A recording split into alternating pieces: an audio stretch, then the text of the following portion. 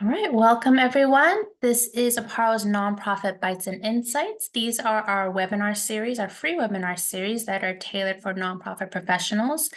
We cover a range of topics and invite speakers from all different industries to come share their insights and knowledge with us. Today, I'm so excited to learn more about nonprofit data and how to leverage it. I will say it's been a struggle to find a speaker for this, but I am so excited that the amazing Karen Cramer got connected with us to lead this conversation. She is VP of Data Technology and Impact at Purpose Built Communities, and she's going to give us some insider tips and tricks on leveraging our nonprofit data. Now, before I turn it over to her, few housekeeping items. We are recording this webinar. It will be posted onto our website as well as our YouTube channel. However, all of you who are attending live today will receive a follow-up email from me that'll include the direct link to the recording, as well as a copy of the slide deck and possibly other resources we might talk about today. Q&A and chat box are available for you to use. Drop in your questions in the Q&A box at any time throughout this presentation. And then chat box is available to use, make comments, give feedback, say hello. So if you are new to Aparo and what we do, welcome. Really quickly, we are a nonprofit ourselves. We are based in Charlotte, North Carolina. And what we do is we help other nonprofits with anything technology needs, challenges, questions. And we do that by connecting nonprofits with skilled volunteers and corporations. And together we help support nonprofits so that they can improve workflow efficiencies, all the good stuff, so that they can focus on amplifying their mission's impact. This is a snapshot of all the services that we provide. So you can see we offer a lot to make sure that we meet the needs of the nonprofits where they're at. I won't go through all this, but if you'd like to learn more, you can go to our website at aparo.org or feel free to reach out to me. I do want to take a quick moment to talk about our Mission Possible Awards. So these awards give selected organizations a $10,000 grant, as well as up to $50,000 of consulting support to make your technology dream a reality. We have 2 awards that are open for registration. So if you are a nonprofit in the Charlotte area, the deadline is actually on Monday. There will be an information session tomorrow to learn more about this program. If you're a nonprofit in the Triangle area, so Raleigh, Durham, Chapel Hill, registration is open. The deadline is a little bit further out in April, so you have a little bit more time. There will be an information session for you all as well on April 5th. I will drop the link in the chat. There are some qualifications, so you might want to read through that. And if you do have any questions, feel free to reach out. Excuse me. Finally, these are the different ways to connect with us. So if or when you decide you'd like to access one of our services, best way is to go to our website and submit a request form. If you haven't already, consider subscribing to our email list to stay posted on our programming and our updates. And then finally, my email address is there. Feel free to reach out to me. I'll be happy to help. And that's it for me. I'm going to stop sharing my screen and go ahead and turn it over to Karen. Thanks, Yanting. Hi, everyone. I'm Karen Cramer. I'm so excited to be here with all of you today, and thanks for spending your lunch break with me. As a way of introduction, my current role is I'm the VP of Data Technology and Impact at Purpose Built Communities. Purpose Built Communities is headquartered in Atlanta, and we support neighborhoods nationwide that are implementing the purpose-built model of community revitalization, and we focus on 4 pillars of mixed income housing, cradle to college education, community wellness, and economic vitality. And we actually have 3 neighborhoods in North Carolina. So we have one in Charlotte, we have one in Raleigh, and we have one in Winston-Salem. So I'm excited to be here today. And I also wanted to share that prior to joining Purpose Built Communities in June of last year, I was at TechBridge for 7 years, and TechBridge is a sister organization to Aparo, and Aparo's in North Carolina and Georgia, and TechBridge and Aparo are happy to collaborate and do work together. So excited to be with you all today, and a lot of what I'll share we put together as materials from TechBridge. So you'll see a lot of the TechBridge logo on the deck that I'll share today. And I wanted to start off the webinar getting to know who is on our call today and who's attending. And so we will do a poll in just a minute, but our agenda for today is leveraging your nonprofit data to maximize your fundraising impact. So we'll talk about what is a data strategy, and we'll go into elements of a data strategy like a theory of change and logic models. And then we'll also talk about, once you have a data strategy, how do you operationalize it and implement it within your organization? So we'll talk about data dictionary, scorecards, and impact reports. So we will start off with our first poll of today, and I'd love for you to answer in the poll. Does your organization have a theory of change or logic model? So Yinting is going to launch the poll for us today. And you can say, not at all, we've started to draft one, or sure, let me show it to you. So we'll give a little pause for everybody to start voting. Do you have a theory of change or logic model at your organization?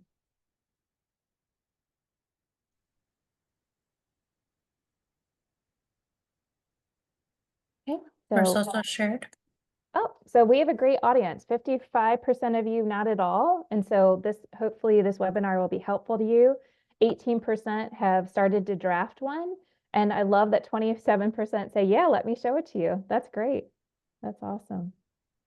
Okay, our next question is, do you have staff dedicated to analyzing data? So it could be, we don't have anyone. It could be, it's part of someone's role, like those other duties as assigned.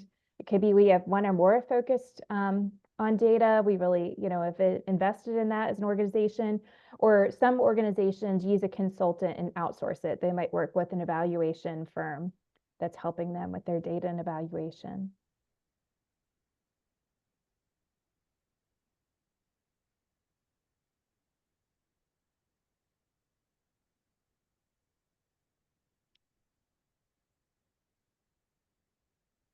So many of the organizations don't have a data person, definitely part of someone's role. And then a few of you do have one or more people focused on data, which is great. And then it's interesting that nobody's using consultants or outsourcing. Many of our purpose-built network members do use consultants or outsource that data function. And so I'm coming from a background at TechBridge for 7 years, and this is an Aparo webinar. So of course I've got to talk about technology. And so you could start voting on, what is the state of your data system for impact measurement? At TechBridge, I said swimming in spreadsheets all the time, trying to help nonprofits get out of swimming in spreadsheets. Maybe you have an old system that you hate. Maybe you're building something new, and maybe you think our data system rocks.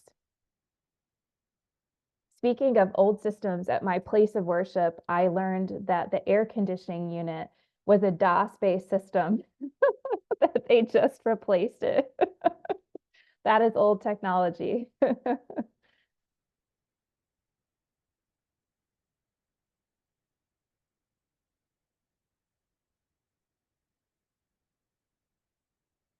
Okay, so this is what I feared. Many of you are swimming in spreadsheets. I've been there, done that. That's why I joined TechBridge, was to help nonprofits get out of swimming in spreadsheets. Aparo can help with that too.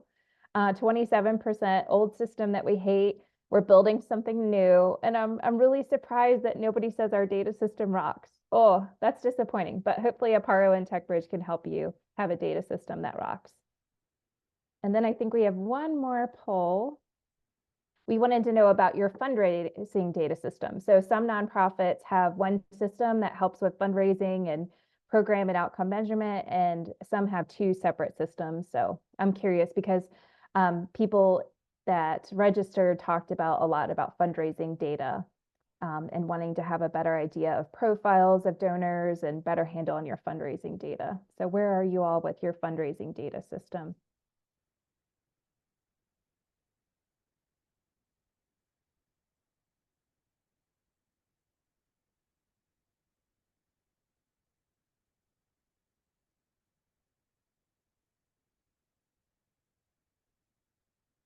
So 50% of you are building something new for fundraising, 20% old system that you hate, thrilled to hear that 20% your data system rocks and only 10% are swimming in spreadsheets when it comes to fundraising. That's great. That's awesome. Having robust funding can help you get a great impact measurement for your clients and programs and outcome measures.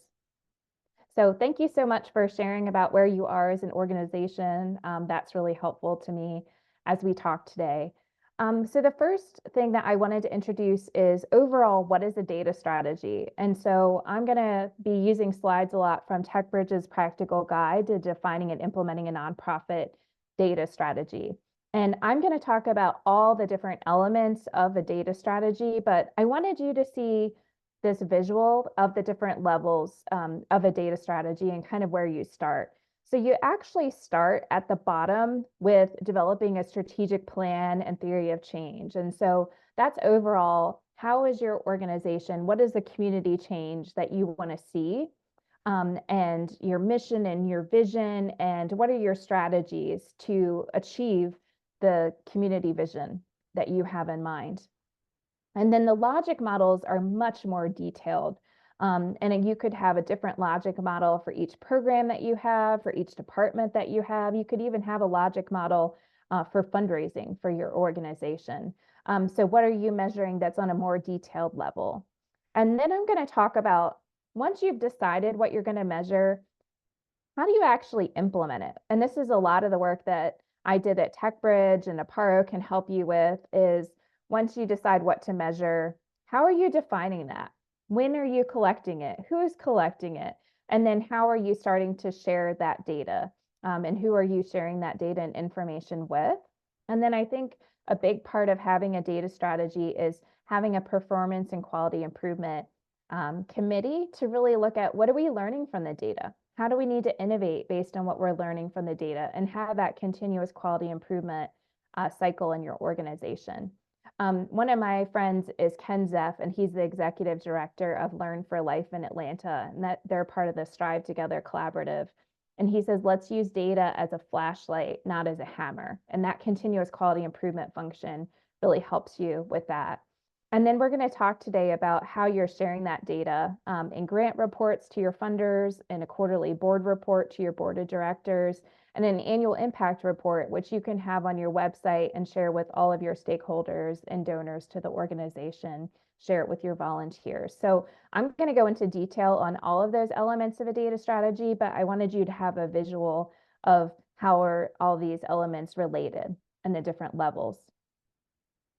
So the comprehensive data strategy elements is a theory of change, and that's a description of the community problem your nonprofit is attempting to address and your change strategy that your programming supports. And so many nonprofits look at the best evidence and research on what are the best practices that will inform your change strategy, and that can be a part of your theory of change. The logic models are the more detailed level, is really looking at a framework of the relationships and resources that your nonprofit has to operate, the activities that you're providing, and the results that you hope to achieve for your clients and for the community as a whole. The key performance indicator is really where technology can come in and help you with your data strategy. So when I worked at TechBridge, we worked with a lot of nonprofits where we would come in and say, hey, what's your data strategy? And they would show us this beautiful data strategy. But unfortunately, it was shelfware. It was like on a binder on a shelf in their office. They had really struggled to implement it because they didn't have the technology. And so one thing that you can do to get ready for technology is to do a key performance indicator definition reporting strategy or a data dictionary, where you're looking at everything you're going to measure. How are we going to define this? How are we going to calculate these measures? And who's responsible for data collection and data reporting? And so that one really helps you get ready for the technology to measure your programs and your outcome measurement. Program scorecards is an internal review that you can do on a monthly basis of, say we have all these different grants. How are we doing? Are we serving the people that we said we were going to serve? Are we achieving outcomes that we determined we were going to achieve? It's really a time to be able to do course correction and to know if you're making progress in terms of your grants or your strategic plan implementation, your goals for the year, and to course correct before you realize, oh, it's too late for us to achieve these results. It can also help you realize, oh, like we said we were going to measure this, but we don't even have a plan to measure that. So it's better to do that on a monthly basis and prepare than like, uh-oh, a site visit's coming up with a funder and we're not prepared and we're not ready. So that can be a great monthly scorecard for your organization. And then a data plan for the quarterly board report. And I can't tell you how many times I went into an organization and they had this really, really long board report. And you wondered, do the board members really, did they really read this? All of it? You know, it's like 20 pages long. And so if your board has a dashboard where they're looking for key performance indicators, it's not the really detailed things that you're measuring at the logic model level, but just high level, like what does the board care about the most and how's the organization performing? And if you have those on a quarterly basis that they know what to look for, and you could even have like a red light, yellow light, green light on the indicators to let them know how you're doing, that can really help having that data plan for quarterly board report. And then also an annual impact report. And it's great to start planning early of what are the things we'd like to share about our organization to our stakeholders, to our donors, and let's plan for that ahead of time so we can measure throughout the year and have it ready for the annual impact report. And I'll talk a little bit more and show some examples of what an annual impact report can look like and what our funders and stakeholders are looking for in that annual impact report. So I'm going to dive into a theory of change and some of the elements that you can use to develop the theory of change. One of my last slides, I'll have a resource page, and this comes from a booklet that Kellogg Foundation did on outcome measurement and theory of change. And so the elements that they talk about that you can have in your theory of change is the mission of your organization, the vision that you have for the community. And when I was at TechBridge, I would often do an exercise with our nonprofits. And I would say, let's put the vision up on the board and imagine you come into your organization on Monday and a miracle has happened over the weekend. And what are you noticing? Like the miracle is that your vision has been achieved. It's been accomplished. What are you noticing that's different? What are you seeing? What are you feeling? How is this impacting clients? How is it impacting your organization, your neighborhood, your community? What are the different changes that you're seeing? And because we have such cognitive diversity with our brains, I would do this exercise and people would start saying, oh, results. Like we have transformed the lives of this many people. You know, they were in poverty, now they're out of poverty. Or, oh, this is how we're going to get people out of poverty. And they start going into strategies. And then, you know, here's the things that I'm not seeing in the community that I used to. And those are some of the community problems. Or hey, we have this great hospital in our community and they're doing really innovative programming, and that could be some of the community assets. So it was a fun brainstorming exercise I used that helped build out the different categories of this. And so you have your mission and vision at the center, you have your community problems that you're trying to solve, you have the influential factors of like, why is my organization the organization to do this work? What is unique to this organization that sets them apart from other organizations that might be doing the same work? It might be like, we focus on this really specific population, or we focus on this neighborhood, or we are really good at this. That's your influential factors. Your focus is, you know, if we have limited time, money, resources, what is most important that we're going to focus on as an organization? You have your strategies from your strategic plan, or what if like the 3 key initiatives we're really going to focus in the coming years on. And then correlated with that is the assumptions. What assumptions are we making about the strategies that we're deploying? And then also thinking about community needs and community assets in your community. And so those are elements of a theory of change that you can build out, and that can be your real guiding document for your organization. The next level of detail is the logic model. And this is where you're much more detailed, and you could do a different logic model for each program, each department in your organization. And it reads from left to right of inputs, what are the necessary ingredients, whether it's participants, clients, staff, resources, policies that are needed to implement the activities as intended. And then the activities, what are the things that you do on a daily basis as an organization that are expecting to drive change in your community?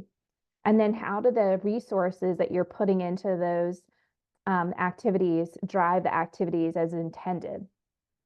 Outputs are always numbers. Like, are we executing the model as we intended? What are the direct results? Maybe you're having a workforce development training program and you're looking at how many people are we training? How many workshops are we having? How many classes are we training? And then are participants receiving the quantity and quality of services that you're intending? And then the short-term outcome measures and long-term outcome measures, a lot of nonprofits struggle with developing those. A lot of nonprofits are more comfortable talking about the activities they do and then numbers, the outputs. But the short-term outcomes and the long-term outcomes are the percentages, the changes. And so how do the experiences change participants' beliefs, their behavior, their skills, or decisions? And you can determine what a short-term outcome measure is for your organization. It really depends on the type of work that you're doing. Shorter term, in my world in purpose-built communities is 3 to 5 years. Longer term is 7 to 10 because we're doing community revitalization. That work takes a longer time. And then the impact goes back to your theory of change is, what is your big audacious goal? What is your community vision that you have, this theory of change that you're working towards? So that's how the logic models roll up to the theory of change. This is much more of a detailed level, rolling up to that broader community vision that you're trying to achieve. And this is where the technology comes in, is with the data dictionary. Sometimes I call it a data dictionary. Sometimes I call it a key performance indicator definition reporting strategy. This is really to help your organization marry its metrics as defined by your logic models with the reporting capabilities of a database. So you can do this in a spreadsheet and you can say, here's the long-term outcome measure that we have from our logic model that we want to measure. Here's how we're defining the terms in that outcome measure. Say, for example, we did high school graduation. How are we going to calculate that? Are we going to do that for everybody that enters our program in middle school and goes all the way to high school? Are we going to see if they graduate from high school? Or would we count somebody that joins us in their junior year or senior year of high school? Like, who's going to be a part of this calculation? What population are we measuring this for? And then how are we going to input the data? What's the frequency? Who's the owner that's going to do the data collection? Where are we going to store this data? Are we going to put that in our CRM? And then the data reporting, like, oh, high school graduation, we just report on that annually. It's not going to change every month, but you might have another indicator that you want to look at on a monthly basis. And so that's where you really get into the details and you make your data strategy come to life, is how are we going to measure this? And this is something that you can take to an Aparo and a TechBridge and say, like, okay, I'm really getting ready to implement a CRM when you have this level of detail.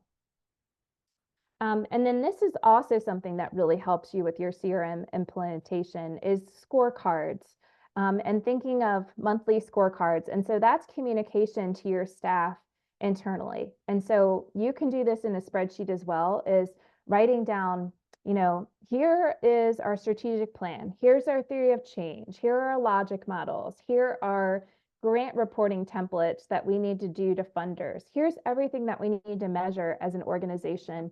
And let's start to measure it. And let's start to see what kind of results that we're getting. Did we say we were going to serve 200 people this year and we only served 5 in January? Should we be concerned about that? Or do many people enter our program during the summer months, so we're not concern. So this is where you can really course correct if you're not achieving the initial results that you want to, and really strategize together as a team. How do we achieve the results that we want to? And then the quarterly scorecard, this is where I shared that we worked with one organization and they had a 20-page program narrative to the board of directors. And I think they probably spent a lot of time putting that together on how their programs were doing and who they were serving and the results they were achieving. But think about the level of communication. And with the board, they want a higher level of communication, and they want kind of their scorecard of here's really important things that we need to measure as an organization, and how is the organization doing on that. And they don't need the detailed level that you would communicate with your staff internally once a month. And then you have your annual scorecard, and that's communication to external stakeholders, your funders, your donors, your volunteers. This is where you could have it on your website. You could send it in your newsletter. Hey, we have our annual scorecard or impact report we'd like to share with you. And this can be a higher level too. It doesn't have to be, the internal details that you're tracking on a monthly scorecard. It doesn't have to be the detailed reporting you might be doing to your grant funders. But it's a high level showing the impact that your organization is having in the community. And I wanted to share a bit about impact reports. I think they are missing from a lot of nonprofits' websites.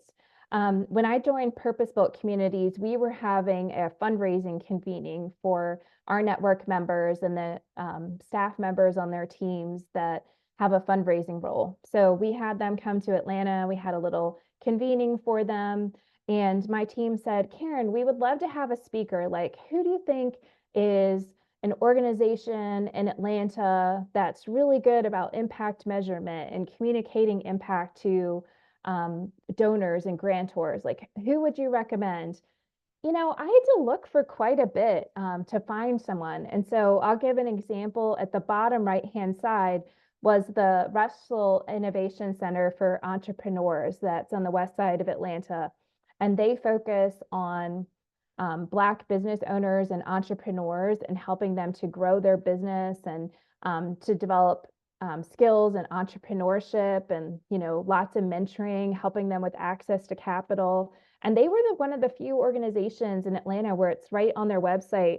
They were showing some of their impact. And so they looked at, some numbers like $590,000 in equity investments raised by their stakeholder businesses. They talked about 43.7% of their businesses have year-over-year growth.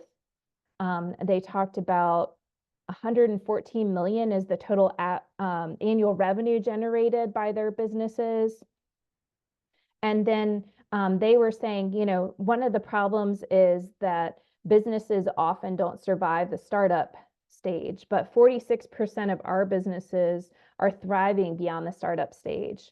And then they wanted to look at, many of the businesses were just one person. Are they growing? And they said 72% of our businesses employ one or more people.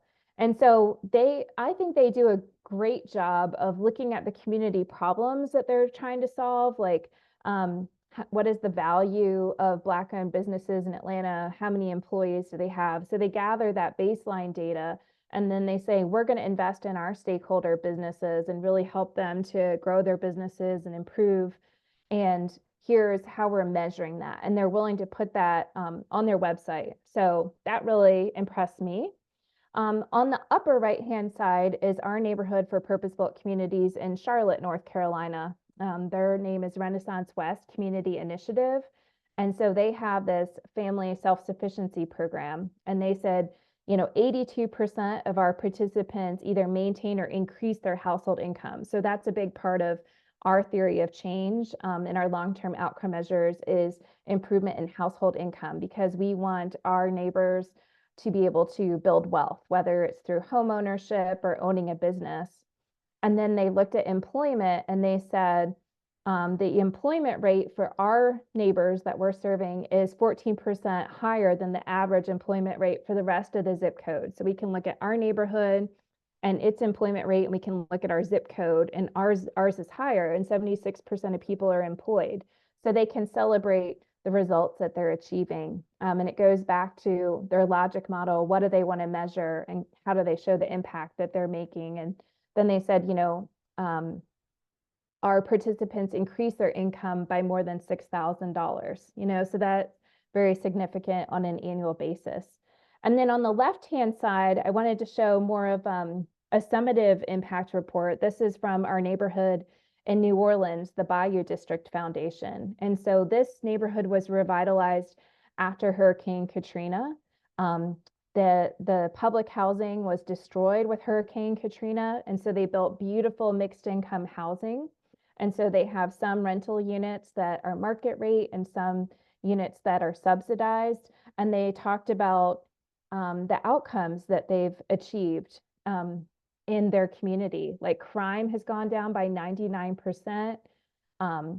Property has improved. Like, before in the theory of change, the community problems was there was a lot of blight in the community. Property values are increasing by 137%.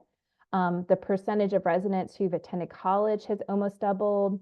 And they talk about how many students are in the cradle to college pipeline, starting with early learning in elementary, middle school, high school, going to college in that neighborhood. And then how have they invested in educational facilities in the neighborhood? How many households view their housing as affordable to them?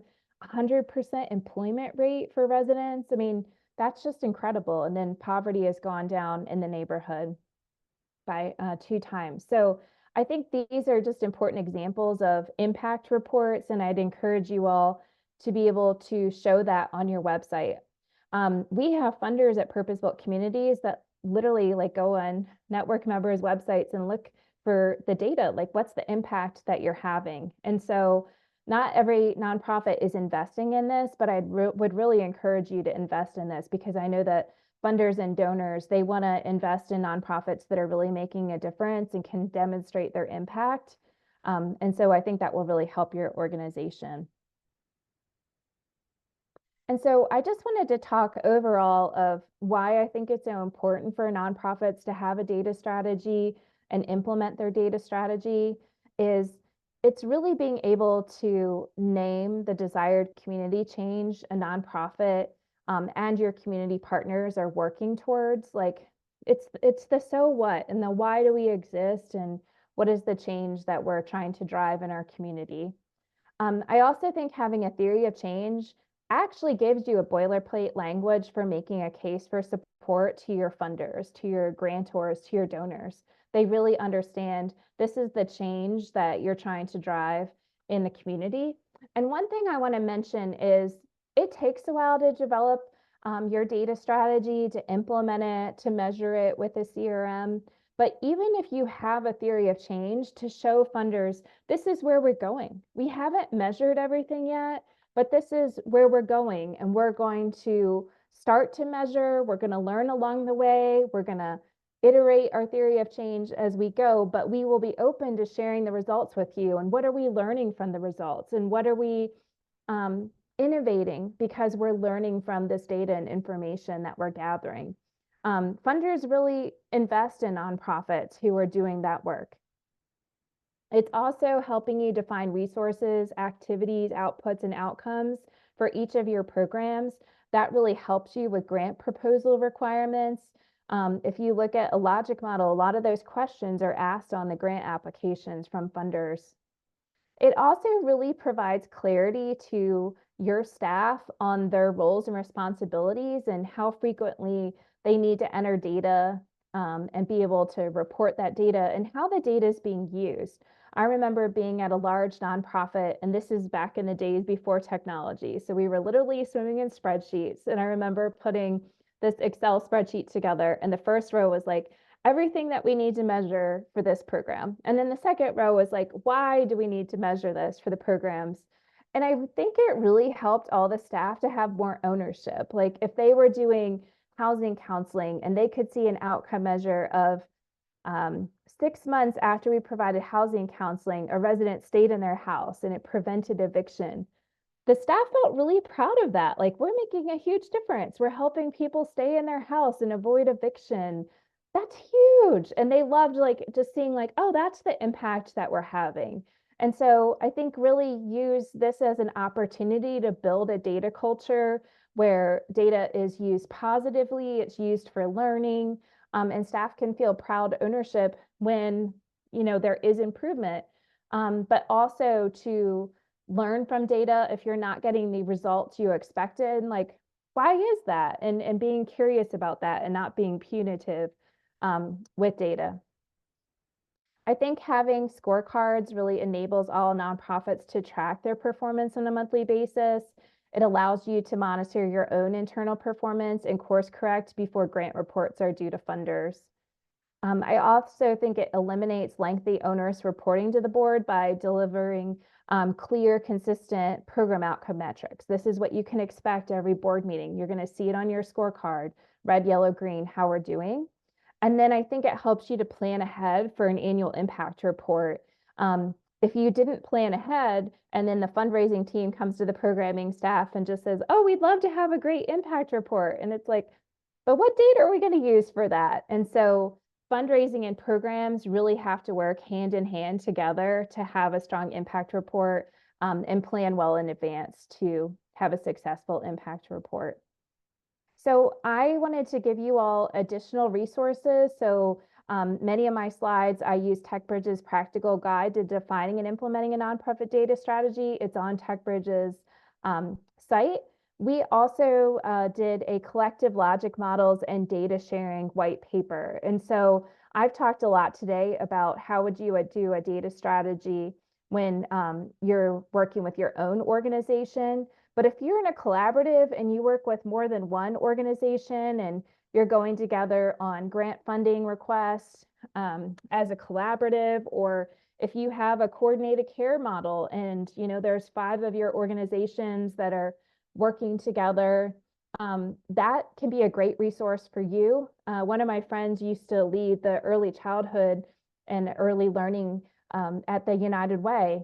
And she said, when 5 organizations come together and ask me for a large amount of money, but they're really clear of like organization A is going to get $250,000 and this is their role in the collaborative, and organization B, they might get a little bit less money, but this is their role in their collaborative. She's like, I love, collaborative grant requests and organizations working together to show how they're going to use their unique strengths to work together to improve our community. So I know funders are really supportive of that. And so I wanted to provide that resource for you all. And then United Way has a great, helpful, practical guide to outcome measurement. So that's available for you all as well. And so now we are welcoming questions and answers. So feel free to put them in the chat if you have questions. If you would like to unmic and ask a question, you can put that in the chat as well. Yinting is going to be my moderator for questions. And then I know there were some that you all submitted with your registration, so happy to answer those questions as well. Thank you, Karen. Wow, a lot of great information. What a wonderful overview. Thank you so much. So yeah, like Karen said, feel free to drop in your questions in the Q&A. If you'd like to ask your question verbally, just raise your hand and I can unmute you. So while you guys are putting that in, let's jump into some of the questions that came through registration. So we talked a little bit at the beginning about there was that poll question about how many staff is dedicated to data. Do you have any recommendations, Karen, on how folks can manage and track data with limited capacity? Yeah, I think that's a really good question. And I see that a lot with some of our purpose-built communities and our network members. They have really lean teams and they're wondering when is the right time to bring on a data person. So some of them have used outsourced data consultants, like individual practitioners. Some have looked at evaluation firms that can help. And so I think a way to do that is to outsource some of that data functionality. You do have to spend time really getting a data person to know your organization, know your programs. If you have program narratives and grant applications and grant reporting templates. Those are really important for your data person to see, for them to see your strategic plan, if you have a theory of change, so that they get a good idea of what you all need to measure. And then are you using any technology to measure it? Do you have reports? That is all really helpful for them to build a relationship with you. And once they get to know you, they can help with some of that data reporting, data visualization, data analysis, program evaluation work. I think another lower cost way to support that function in your organization is there are a lot of really smart AmeriCorps individuals that would love to come work for your nonprofit a year and support that data function. I've also seen students that are in college and in grad school supporting nonprofits and helping with that data function. So, I think the younger generation has grown up on technology, love all things data. And so those could be great resources for your organization. I also think if you're not ready yet for a CRM, you can do a lot in spreadsheets. I talked about where on the front row, the first row, you're putting everything you need to measure. And then, the second row, why are we measuring this? And starting to put the results. And I've done monthly scorecards in spreadsheets. I've done, quarterly board templates in spreadsheets. So that is all available to you. It is just important to invest in data. I remember working at a large nonprofit, and we had a funder come, and this nonprofit, we had so many different funders and so many different site visits and audits, and funders would say, oh, like, you're the data person at this nonprofit. And I felt like it instilled trust in the organization, like, oh, the organization is investing in this role in the organization, and funders felt more confident with the organization of like, oh, when you say you got 95% on high school graduation rate, but I know that you can show me the spreadsheet to back it up, and who were those students that graduated high school on time, and who were the ones that didn't, and like, why, what's the context, what are their stories? I think it really helps funders to want to invest in you as an organization if you see that a nonprofit is investing in data and measuring that and learning from the data and having a learning data culture in the organization. There's a question that kind of ties into it. I know you mentioned a lot about Excel as possibly a free tool.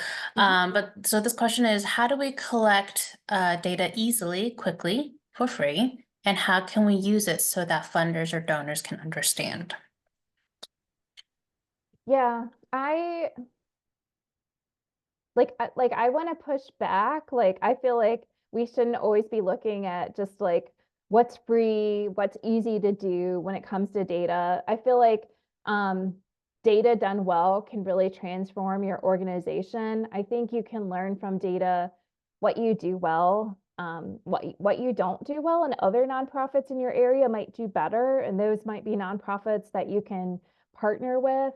I think we're beyond the days of nonprofits needing to be like one-stop shopping and have all the different social services at their own organization. I think it's the time where we need to better coordinate and complement each other. And it's not just one nonprofit that is helping to transform people's lives, it's many along the way. So how do we work better together?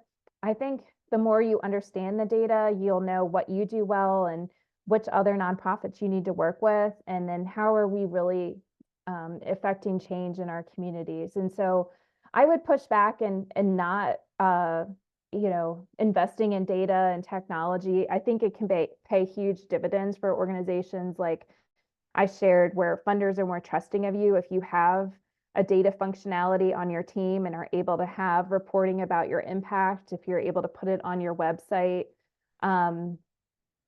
And, I think you can use Excel and other lower cost tools, but I think having a CRM is just so transformative for organizations. I remember working at a large social services organization and helping to implement their first CRM. So we literally went from like swimming in spreadsheets. We joked we majored in social work and all we did was paperwork. And, every Friday was like, okay, let's get all the case notes and the case file in order. And I remember having one of the case managers say after we implemented the database, I get to spend more time face to face with my clients. And that's why I got into this work and this profession. And the technology enables me to do that. Like I can do a service plan right there and then with the client and then get to spend more time with them and really make a difference in their lives, and do less paperwork. And so I think use technology as a force multiplier in your organization.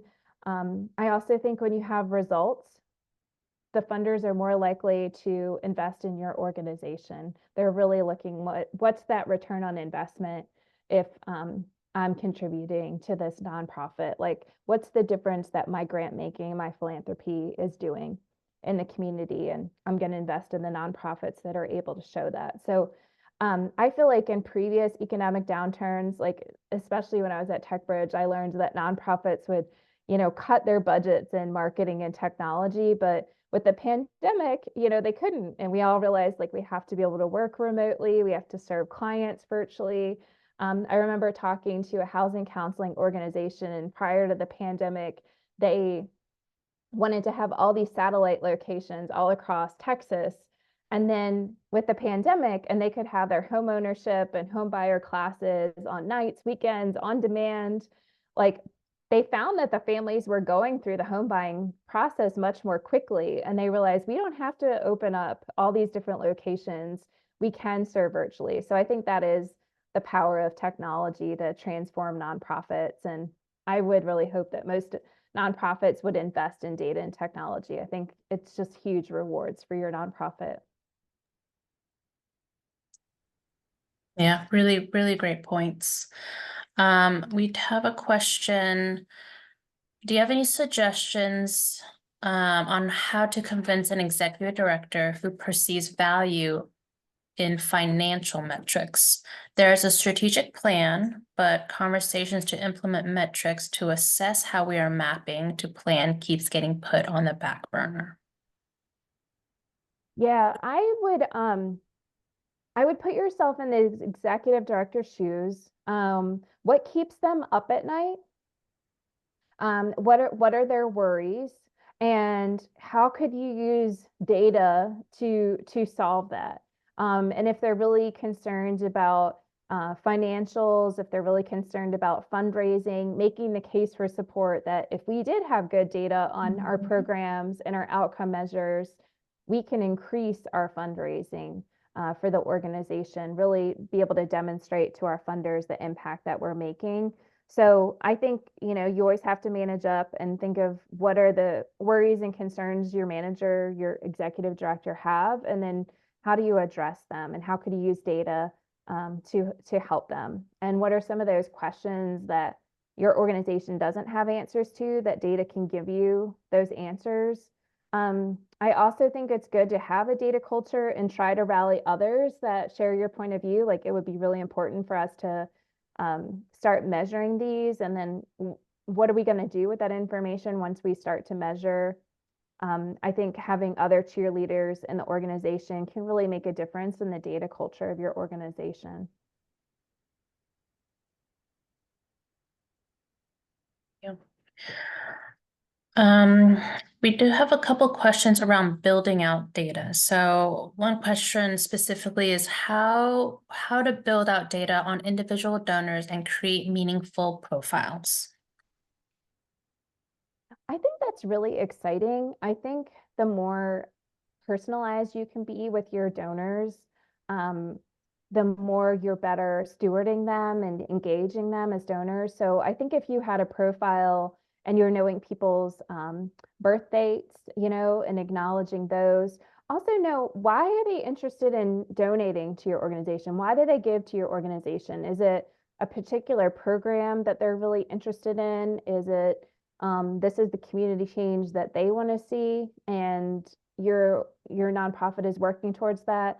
Also thinking about maybe who are the other organizations that they donate to. I mean, there's so many wealth engine platforms out there where you can really get to know donors and what are their interests in giving. And are you working with some of those nonprofits? Are they your partner organizations where if the donor is donating to both of your organizations, could you go together on a combined ask and say, here's really unique work we're doing and an innovative partnership that we have together? Would you invest in that? I think having a giving profile and really understanding your donors and their webs of relationship, like where do they work? Do they have matching gifts available at their place of employment? What's their place of worship? What are their social networks that they have? Would they be willing to have a parlor talk at their home and invite other people to? I had a friend that I swam with. He worked at a law firm. He was a partner there. And he would say, on a regular basis, I get invited to people's living rooms, and I know I need to bring my checkbook and just write a generous check to whatever nonprofits my friends and family members are supporting. It's just, part of my role. It's part of my civic obligation. And so I think having a strong giving profile, knowing what makes donors tick and who are in their circles, and you never know what kind of introductions that they can make for your nonprofit. And so I think it's a great board engagement exercise is look at board members and what are the organizations that they're involved with? Who do they know? It's always like 6 degrees of Kevin Bacon.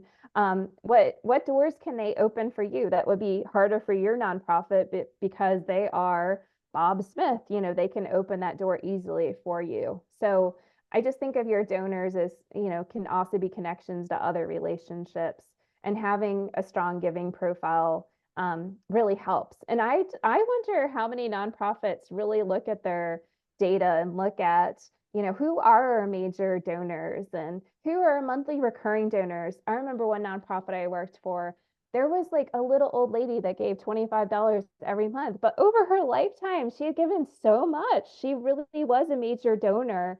And if you look at, oh, she just gives us 25 a month, but if you look over time, like she gave us $10,000, that's significant. And, wouldn't it be great if you had a thank you lunch with her, and then, maybe she would leave like a legacy request in her will. So there's always those possibilities. And I think you're building relationships and always planting seeds, and you'll never know how things will turn out, but there's a lot of possibility out there.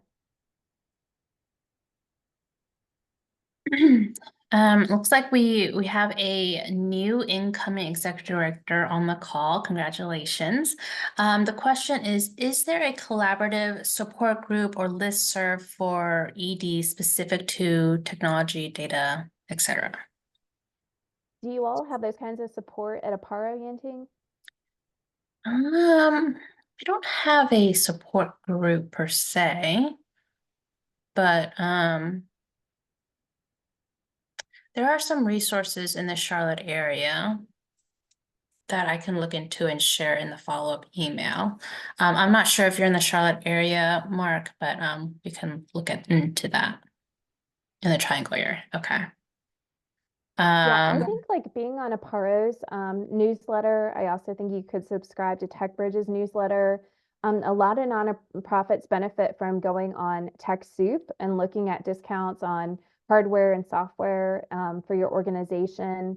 I think there's also N10 that's a thought leader on nonprofits and technology. So I think there's a lot of resources out there, but I think it also is important. You want to leverage the expertise of other EDs is having coffee with other EDs and talking about, tell me about your data journey and your technology journey. Like, what have you invested in? What worked? What didn't work? Like a lot of nonprofits learn the hard way. I would experience that a lot at TechBridge. They would like, oh, I wish you had called us. We had called you earlier. Like, oh, we went down this wrong path. We bought this software. It's like not working. We didn't really understand what we needed. We didn't know what we didn't know. And so I think, going to Aparo and TechBridge that can be neutral and objective, that you can, when I was at TechBridge, I would always just say, like, I'm a phone a friend away. Like any data technology questions, feel free to give me a call. So I think, looking to Aparo for that advice and to be a trusted advisor. Yeah, definitely. And I think you're in the Triangle area, there's a strong nonprofit community there. It's just and with a lot of networking opportunities. So we'll definitely look into that for you and probably share a few resources. So we are at 12:55. So any final questions before we let Karen go?